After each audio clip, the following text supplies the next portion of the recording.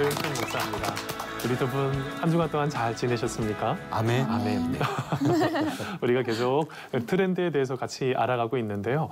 이 성경 말씀을 통해서 우리 지금의 시대의 트렌드를 하나씩 더욱더 깊이 알아가는 시간 되기를 바랍니다. 네.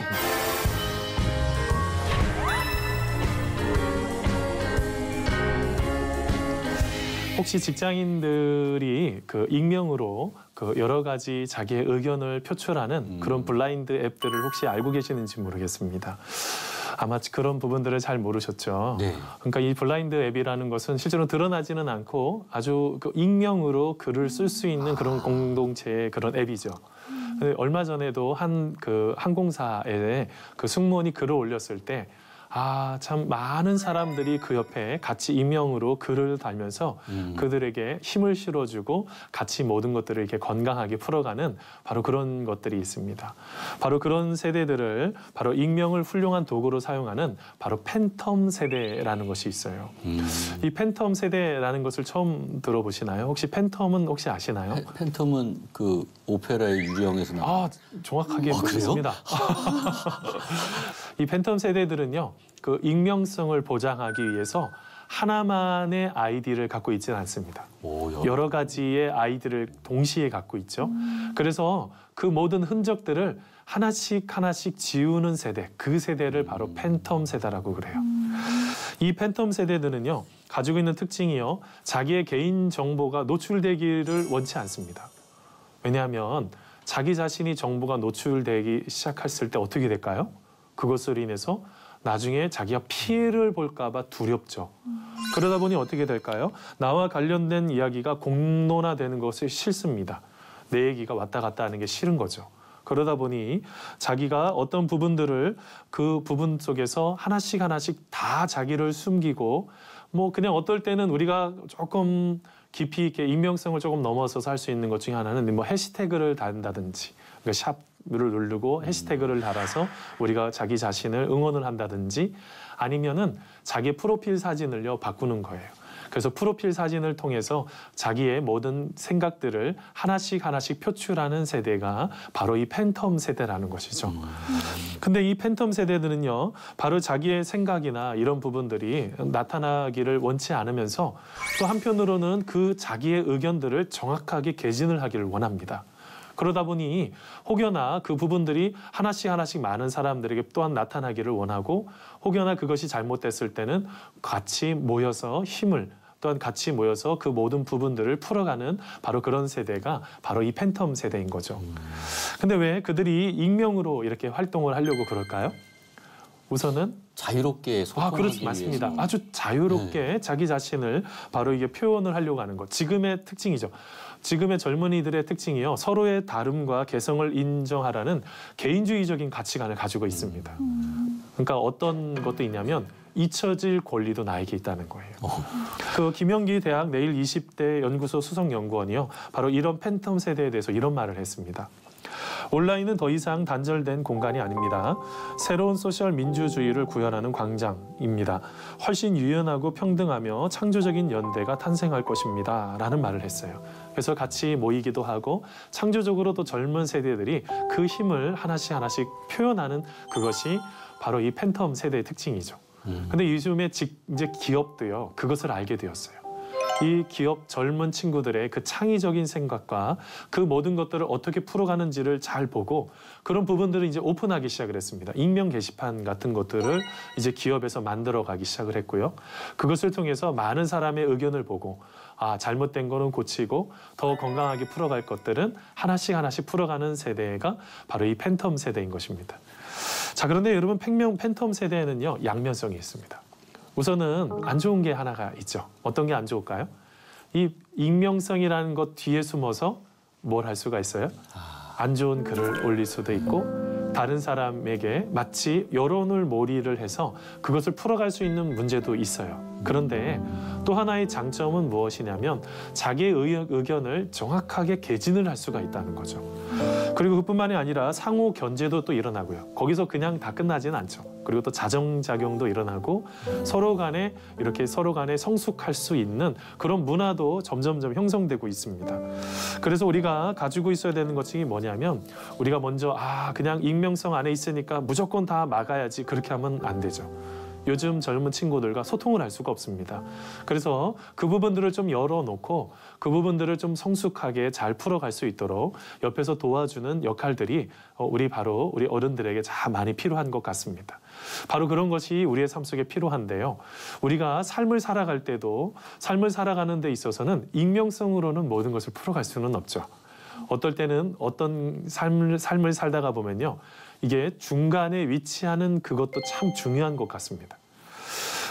김강명 씨가 있는데요. 그분이 쓴 책 중에서 숨통특이라는 책이 있습니다. 그 책에 보면 이런 말이 있습니다. 중간지대는 나를 정성스럽게 돌보는 공간과 시간이다라고 말합니다. 약간 기회주의자처럼 느껴지겠지만 내가 그 두 가지를 다 포용할 수 있는 그 중간에서 볼 수 있는 시야가 좀 필요하다고 그러고요. 그다음에 베스트셀러 작가인 알랭드 보통은요. 창의성은 전통과 자유의 중간지대에서 나온다라는 말을 합니다. 이게 무슨 말이냐면 힘이 있습니다. 힘이 있을 때 과하게 쓰면 어떻게 되는 거죠? 이건 폭력이 되는 거죠. 근데 만약 힘이 있는데도 쓰지 않으면 어떻게 될까요? 사람들이 힘이 없는 사람들을 짓밟을 수가 있는 것이죠. 그래서 이 모든 것들을 적당히 힘을 발휘하는 바로 그 중간에 바로 그 과정들이 우리 가운데 꼭 필요한 것입니다.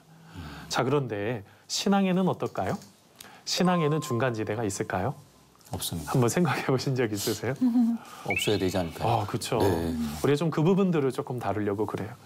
우리가 그리스도인들이 처음 신앙생활할 때 듣는 이야기 중에 이런 이야기가 있습니다. 막 하나님을 믿는다 그러면 야, 그거 너무 깊이 빠지지 마. 너무 깊이 하지 말고 어느 정도만 이렇게 해. 이런 얘기를 듣게 되거든요. 근데 우리가 생각을 해야 되는 게 적당히라는 것이 기준이 어디에 있는 것이고 그다음에 그것을 이런 생각들을 주로 이제 보통 이제 중용이라고 그러거든요.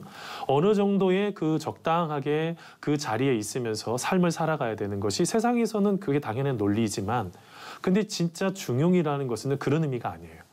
우리가 평균대에 이렇게 올라갔을 때 평균대에 올라가면 어떻게 뭘 잘 해야 되겠죠? 균형을 잘 잡아야죠. 네. 균형을 못 잡으면 넘어지는 것입니다. 중용이라는 그런 개념이거든요. 그러니까 우리가 무엇인가를 풀어가는 데 있어서 균형을 잘 잡는 것들이 중요하거든요. 바로 그것을 이 중용이라는 것이 역동적이지만 이 지속적인 평행을 잘 유지할 수 있는 그런 것이 필요한데 우리가 오늘 말씀 속에서도 우리가 그런 부분들을 건강하게 우리의 삶과 우리의 신앙을 건강하게 잘 잡는 바로 그 부분에 대해서 조금 다루고 있습니다. 같이 말씀 속에서 깊이 다뤄보려고 하는데요. 자, 오늘 말씀에 보면 누가복음 11장 말씀에 보면 예수님이요 말 못하는 사람을 만나게 됩니다. 근데 그 사람이요 귀신에 들린 것을 예수님께서 알고 계셨어요. 그 말 못한 사람, 그 귀신 들린 사람을 예수님께서 고쳐주셨는데 그들이요 그렇게 말하는 거예요. 귀신의 왕인 바알세불이요 누구처럼 생겼냐면 파리처럼 생겼어요. 이게 파리대왕이라고 그러기도 하거든요. 이 파리처럼 생긴 그 바알세불을 의지해서 귀신을 쫓아냈다는 거예요. 예수님께서 그 상황 속에서 무엇이라고 말하고 있는 것입니까? 바로 예수님은 오늘 말씀의 비유를 들어서 이제 책망을 하고 계시는데요. 오늘 말씀에 보니까 예수님께서 그렇게 말씀하십니다. 우리 23절 말씀인데요. 우리 승대 씨 한번 읽어주시겠습니까? 나와 함께. 나와 함께 하지 아니하는 자는 나를 반대하는 자요 나와 함께 모으지 아니하는 자는 해치는 자니라. 아멘. 오늘 말씀에 보면 예수님은 어떻게 하기를 원하실까요? 우리와 함께 하기를 원한다는 거예요. 우리가 무엇인가를 생각을 할 때 함께 해야지 예수님과 함께 해야지 무엇인가를 균형을 잡을 수 있는 것이지 자꾸 내가 잡고 있는 상태에서 균형이 잡으려고 하면 안 되는 것이죠. 그래서 오늘 바로 그렇게 이제 그 모든 부분들을 건강하게 균형을 잡는 방법에 대해서 같이 한번 고민하려고 합니다. 자, 그러면요. 자, 오늘 말씀에 보면 이 중간지대에 있는 사람들 어떤 사람들일까요? 신앙의 중간지대에 있는 사람들 오늘 말씀을 통해서 몇 가지 보려고 하는데요. 첫째는요. 이 신앙의 중간지대에 있는 사람들은요. 편견을 가지고 신앙생활 하시는 분들이에요. 자, 오늘 말씀, 오늘 본문 누가복음 11장인데요. 자, 14절에서 16절 말씀입니다. 우리 황란 자매님 읽어주시겠습니까? 예수께서 한 말 못하게 하는 귀신을 쫓아내시니 귀신이 나가매 말 못하는 사람이 말하는지라 무리들이 놀랍게 여겼으나 그 중에 더러는 말하기를 그가 귀신의 왕 바알세불을 힘입어 귀신을 쫓아낸다 하고 또 더러는 예수를 시험하여 하늘로부터 오는 표적을 구하니. 아멘. 자, 오늘 말씀에 보면 예수님께서 지금 놀라운 기적을 지금 행하신 것이죠. 놀라운 기적을 행하셨는데 오늘 말씀과 병행 구절인 이 마태복음 12장에 보면요. 이는 다윗의 자손이 아닌가라는 이야기까지 나옵니다. 이게 누구냐면 우리 예수님께서 메시아가 아닐까? 우리가 기다리던 메시아가 아닐까라고까지도 얘기를 합니다. 자, 그런데 오늘 말씀 속에서도 나타나지만 바로 예수님의 그런 행적을 가지고 긍정적으로 바라보는 사람이 있는 반면에 어떤 사람도 있을까요? 부정적으로 생각하는 사람이 있는 거예요. 귀신의 왕을 의지해서 쫓아낸 거야. 또 다른 표적을 구해봐야 돼. 이거는 이거 갖고는 안 돼. 하면서 끊임없이 부정적인 생각을 갖고 있는 사람들이 생겨납니다. 여러분, 우리가 오늘 말씀에서도 바로 그 부분들을 깊이 다룰 수 있는데요. 우리가 삶을 살아가는 데 있어서 이 신앙생활 속에서 가장 큰 그 장애 요소가 하나가 있습니다. 그게 편견이라는 것입니다. 편견이라는 거는요, 나는 옳고 너는 틀리다는 거거든요. 이렇게 하다 보면 어떻게 될까요? 하나님의 형상으로 만들어 놓은 우리의 모든 것들을 건강하게 풀어갈 수가 없는 거예요. 하나님의 형상으로 대하지 못하고 어떻게 해요? 아, 저 사람은 저주받아서 저렇게 고통하는 거야. 분명히 무언가가 잘못했을 거야. 마치 요한복음 말씀에 보면요. 예수님, 저분이 저렇게 고통을 경험하는 게 누구의 죄 때문입니까? 저 사람의 죄 때문입니까? 부모의 죄 때문입니까? 라고 말하는 것처럼 우리 안에 그런 의식을, 그런 생각을 가질 때가 참 많이 있습니다. 그래서 뭐가 필요할까요? 우리의 모든 삶 속에서 이 편견을 내려놓는 것들이 필요합니다. 헨리 블랙가비가 있습니다. 하나님의 경험하는 삶이라는 책을 쓰신 분인데요. 그 책에 보면 당신의 인생을 하나님께 조정하라라는 부분에 보면 몇 사람의 그 성경 인물들이 나옵니다. 예를 들면 모세는 어땠을까요? 하나님께서 가라고 했는데 못 가겠다고 계속 버텼던 사람이 모세예요. 근데 만일 안 가고 있었으면 어떻게 됐을까요? 하나님의 역사하심을 경험할 수가 없죠. 아브라함은요, 갈대아 우르와 하란을 떠나지 않고 그곳에서 계속 있었으면 어떤 역사하심도 나타나지 않죠. 가나안 땅은 아무것도 알지 못하는 땅이지만 주님께서 가라고 하시니 갔을 때 그 속에서 놀라운 일이 나타나는 거죠. 내 생각을 좀 내려놔야지 되는 것이죠. 그뿐만이 아닙니다. 요나는 어떠세요? 이 악한 곳 심판하기를 원하는 니느웨예요. 근데 가지 않고 있다가 나중에 큰 물고기 뱃속에 들어가서 고생하죠. 근데 나중에 어떻게 하죠? 다시 니느웨로 가잖아요. 가지 않고 자기의 고집을 피웠다고 한다면 어떤 역사하심도 나타날 수가 없는 것입니다. 그뿐만이 아니라 사울은요, 이방인에게 복음을 전하는데 그의 인생을 주님께서 바꿔주셨을 때 그래도 그것을 무시하고 있었으면 어떤 역사도 나타나지 않죠. 제가 왜 이런 얘기를 하냐면 우리가 삶을 살다가 보면요, 이런 일들이 반복적으로 나타납니다. 그런데요, 한 번, 두 번 계속 쌓이다가 보면 이것이 무너져 버리는 것이에요. 하나님께서 만들어 놓으신 사랑받아야 될 존재인데, 하나님의 형상으로 아름답게 만들어 놓은 귀한 존재인데 이것에 대한 생각을 자꾸 놓쳐버리게 되는 거죠. 그래서 우리의 삶 속에 가장 필요한 것이 뭘까요? 한 번 안 된다고 해서 포기하면 절대로 안 됩니다. 기도 생활도 마찬가지죠. 하나님 앞에 기도하는데요, 어떻게 기도해요? 한 번 기도하면 다 응답받죠. 아유, 그렇게 하면 얼마나 좋겠어요. 한 번 딱 기도하고 응답받으면 얼마나 좋겠어요. 근데 그렇지 않죠. 누가복음 6장 말씀 보니까요, 하나님 앞에, 하나님 아버지 앞에 지속적으로 기도해야지 돼요. 한 번 기도하고 끝날 것이 아니라 하나님께서 그 속에서 놀라운 뜻을 분명히 담고 계시고 하나님께서 분명히 그것을, 이 고통을 잘 벗어나게 하실 것이다 라는 확신을 가지고 기도하면 하나님께서 그것을 역사해 주시고 응답해 주시는 순간이 있는 것이죠. 무엇을 말하고 있는 것입니까? 우리 안에 가지고 있는 모든 것들을 깨트리기 위해서 자기 자신의 습관을 다시 한번 재점검하고 하나님이 원하시는 뜻을 찾아서 한 걸음 한 걸음 나아가는 것들이 바로 필요하다는 것입니다. 그 습관의 재발견이라는 책이 있습니다. 스티븐 기즈가 쓴 책인데요. 이 결심과 포기를 반복하는 그의 인생이었습니다. 그런데 어느 날부터 놀라운 변화가 나타나기 시작하거든요. 근데 그 놀라운 변화의 첫 출발점이 무엇인지 아십니까? 이거였어요. 팔굽혀펴기 한 번. 팔굽혀펴기 한 번으로 그의 인생을 놀랍도록 변화한 것. 뭘 말하는 걸까요? 처음에 변화는요, 아주 사소한 행동 하나여지 돼. 우리는요, 생각 속에 자꾸 너무 큰 생각을 많이 해요. 내가 무엇인가를 크게 바꿔서 나의 인생을 이렇게 바꾸겠다. 그런데 그 스티븐 기즈는요, 바로 팔굽혀펴기 한 번을 통해서 매일 하다 보니까 그게 뭐가 되는 거죠? 습관이 되는 거고, 그것이 습관이 형성이 돼서 그의 인생 속에 인생이 바뀌게 되는 놀라운 은혜들을 경험하게 되었던 것입니다. 우리가 삶을 살아가는 데 있어서 가장 중요한 게요, 바로 그것이라는 거예요. 자꾸요, 너무 큰 생각만 해요.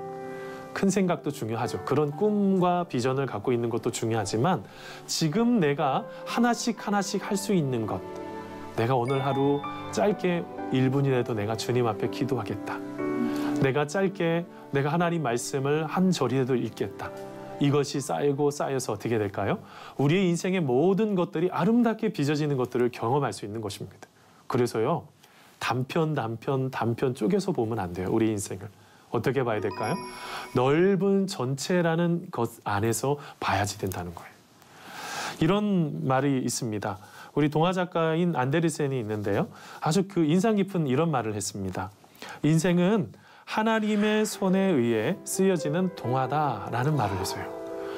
그러니까 지금 혹여나 지금 나의 인생 속에 누군가는요, 발달, 만일 그 소설의 스토리라고 그런다면 누군가는 발달해 이제 또 전개되는 사람이 있겠고요. 누군가는 위기를 경험할 수 있을 거고, 누군가는 아주 절정의 그런 것을 경험하는 사람이 있겠고, 누군가는요, 그것이 끝나는 결말을 경험할 수 있는 것이라고요. 그렇다고 한다면 하나님이 지금 써가고 계시는데 우리가 그것을 멈추지 말고 어떻게 하는 것입니까? 하나님 안에서 우리의 인생을 다시 한번 되돌아보는 것입니다. 그렇게 우리의 인생을 하나씩 되돌아보게 될 때 하나님께서 우리의 인생을 어떻게 만들어 가실까요? 아름답고 아주 예쁘게, 그리고 하나님께서 보시기에 가장 귀한 인생으로 하나님께서 그렇게 만들어 주실 줄 믿습니다. 그래서요, 지금에 있는 것으로 빨리 판단하지 마시고 잠깐 그 생각, 그 편견 한쪽으로 치우친 걸 내려놓고 하나님 안에서 균형을 다시 한번 잡아내는 우리 모두가 되기를 간절히 소원합니다. 아멘. 자, 두 번째로 봐야지 되는 것이 있습니다. 자, 그러면요, 우리의 삶 속에 그 생각을 내려놓고 끝나는 거냐? 그렇지 않죠. 이제는 어떻게 해야 될까요? 그 속에서 예수님으로 가득 채우는 것들이 꼭 있어야지 된다는 것입니다. 자, 오늘 말씀인데요. 우리 24절에서 우리 26절까지 말씀인데요. 우리 승대 씨 한번 읽어주시겠습니까? 네. 더러운 귀신이 사람에게서 나갔을 때 물 없는 곳으로 다니며 쉬기를 구하되 얻지 못하고 이에 이르되 내가 나온 내 집으로 돌아가라고 하고 가서 보니 그 집이 청소되고 수리되었거늘 이에 가서 저보다 더 악한 귀신 7을 데리고 들어가서 거하니 그 사람의 나중 형편이 전보다 더 심하게 되느니라. 아멘. 신앙생활 하다 보면요, 착각하는 게 있어요. 아, 옛날이요, 이 노래만 자꾸 부르시는 분들이 있어요. 옛날에는 이렇게 멋지고 옛날에는 이렇게 잘했다는 거죠. 자, 그런데 신앙은요, 계속적으로 또한 관리해야지 되는 거예요. 그게 바로 오늘 말씀에 나타나는데요. 자, 오늘 말씀에 보면 갑자기 좀 본문의 흐름상 갑자기 좀 급작스러운 전환이기도 하지만 이 더러운 귀신의 이야기를 통해서 유대인들을 책망을 하고 있는 이야기가 나옵니다. 거기 보면요, 이 신학자 카라는 분이요, 예수님이 당시 유대인들의 영적 상태를 날카롭게 지적을 하고 계신다라고 보고 있는데, 이 부분들이 지금 어떤 상태입니까? 더러운 귀신이 있었습니다. 근데 이 더러운 귀신이요, 물 없는 곳으로 갔다는 거예요. 이 물 없는 곳이라는 것은 이 당시 유대인들이 귀신들이 특별히 거하는 처소라고 표현을 합니다.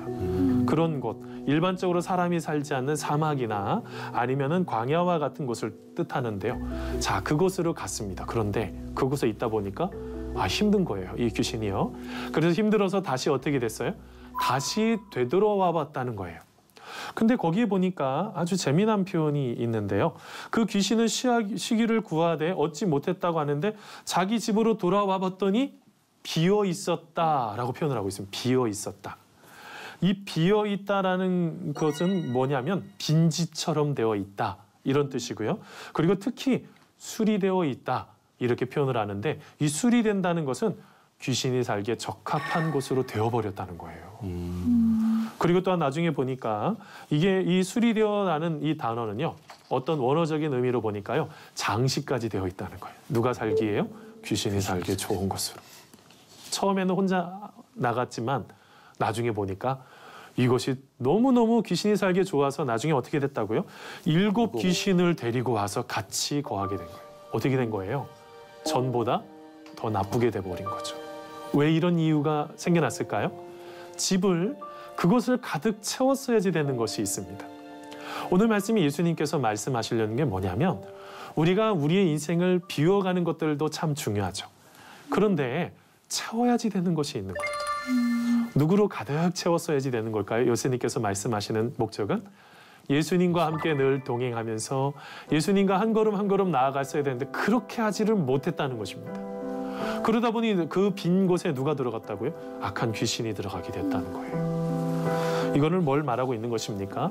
집이 비워진 결정적인 이유가 뭐예요? 바로 게으름과 무관심 때문이었습니다. 그것을 내가 채워야 되겠다는 것, 내가 예수님과 함께 날마다 동행하면서 채워야겠다는 것을 놓쳐버리게 된 거죠.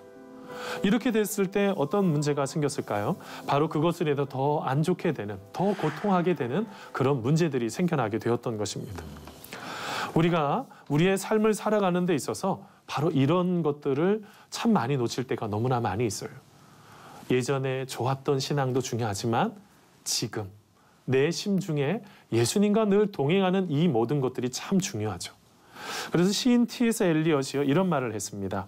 현대인의 심중에 없어야 할 것은 차고 넘치고 있으며 있어야 할 것은 텅텅 비어 있다라는 말을 했어요. 누구를 채웠어야지 되는데요. 예수님과 늘 동행하면서 아침에 일어나도 예수님 늘 생각하고 왜 삶을 살다 보면 힘들지 않겠어요? 그 힘들고 어려울 때 또 예수님과 동행하면서 예수님 저하고 지금 함께하고 계시죠? 또 잠을 자르는 그 순간 속에서도 예수님 오늘 하루도 동행해 주셔서 참 감사합니다. 우리의 모든 순간을 순간순간마다 예수님을 채웠어야 되는데 예수님을 순간순간마다 채우지 못하니 어떻게 될까요? 이 마음이요? 공허해지죠. 점점점 공허해지는 것입니다. 그래서 우리의 삶 속에서 바로 주님과 함께하는 바로 그 삶이 필요한데요. 이것은요 그냥 단순하게 그냥 예수님 함께 있으면 좋겠지 이걸 좀 넘어서요. 이 주님과 함께 한다는 것은요 조금 전투적인 의미가 좀 들어가 있어요. 그게 뭐냐면 사도 바울은요 로마서 8장 17절에 이렇게 고백을 합니다.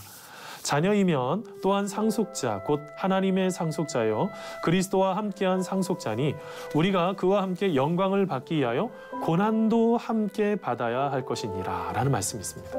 무슨 말입니까? 우리들은 다 하나님의 아들이고 딸로서 하나님의 상속자죠. 분명한 것은 우리가 하나님 앞에 영광 돌리는 삶으로 살아갈 것입니다. 그런데 오늘 말씀해 보니까요 영광도 받지만 또 뭐도 있어야지 돼요? 고난도 함께 받아야지 된다는 거예요. 우리의 삶에 예수님을 잘 믿으면요. 실제로 그것 속에서도 어려움이 분명히 있어요. 예수님을 믿고 그것을 지켜낸다는 것은 쉽지가 않죠. 그렇지만 그 속에서 왕관을 쓰려고 하면 왕관의 무게를 지탱하고 그것을 견뎌내야 되는 것처럼 우리가 하나님께서 우리 가운데 말씀하시는 그 모든 것들을 지켜내려고 하면 하나님이 주시는 그 말씀 속에 다시 한번 그 고통도 잘 견뎌내는 것들이 바로 우리의 삶 속에 필요하다는 것입니다. 왜 그렇습니까? 우리 하나님은요, 우리 예수님은요, 우리가 생각했던 우리를 힘들게 하는 것보다 더 강한 분이시기 때문에 그래요. 그래서 오늘 말씀에요. 21절, 22절에 그렇게 말합니다. 우리 황란 씨 한번 읽어주시겠습니까? 강한 자가 무장을 하고 자기 집을 지킬 때에는 그 소유가 안전하되 더 강한 자가 와서 그를 굴복시킬 때에는 그가 믿던 무장을 빼앗고 그의 재물을 나누느니라. 아멘. 거기 보면은요 강한 자는 누구입니까? 악한 사탄 마귀이죠. 근데 강하게 느껴지는 거예요. 그런데 오늘 말씀해 보니까 더 강한 자가 있습니다. 더 강한 자는 누구일까요? 바로 예수님이시죠. 예수님은요 더 강한 분이세요. 우리의 생각을 뛰어넘으시고 우리의 모든 것들을 뛰어넘으시는 더 강한 분이십니다. 그렇다고 한다면 우리의 삶 속에 지금 힘들고 어려울지라도 이 문제보다 더 강하신 하나님, 더 크신 하나님, 우리가 의지하면서 나아갈 때 모든 문제들이 풀어지는 그런 은혜들을 우리가 경험하게 될 줄 믿습니다. 아멘. 자, 말씀의 결론을 맺으면서요. 초기 신대륙을 발견했던 콜럼버스 아시죠? 여러분 이 콜럼버스가 여러분 어떤 그의 이름의 뜻이 이런 뜻이 있습니다. 그리스도를 업고 다니는 자. 이게 바로 이 크리스토퍼 콜럼버스인데 이 크리스토퍼가 바로 그런 뜻이 있어요. 근데요. 자기의 마음속에 자꾸 힘든 것입니다. 왜냐하면 예수님을 업고 다니는 자라는 이것이 앞에 있는데 크리스토퍼라는 것이 붙어 있는데 늘 황금만 쫓아다녔던 인생이었거든요. 그러다가 자기의 마음속에 하나님 앞에 이렇게 살면 안 되겠다라고 생각을 하고 그가 기도하고 나중에 죽기까지 14년간을 예수님을 위해서 그가 살기 시작을 합니다. 그렇게 하면서 죽기 며칠 전에요. 그가 이런 고백을 했습니다. 내가 가장 행복했던 시절은 주님의 제자가 되었던 지난 14년간입니다. 라는 말을 하고 그의 인생을 마감했다고 그럽니다. 제자는요, 배우는 자예요.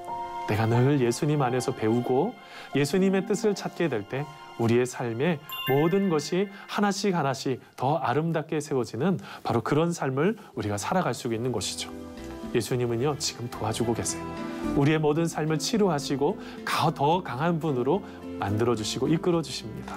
우리가 그 주님과 함께 다시 한번 일어나는 우리가 되기를 간절히 소원합니다. 아멘. 자, 오늘은 여기서 인사드리겠습니다. 한 주간도 승리한 삶을 살아가십시오. 감사합니다.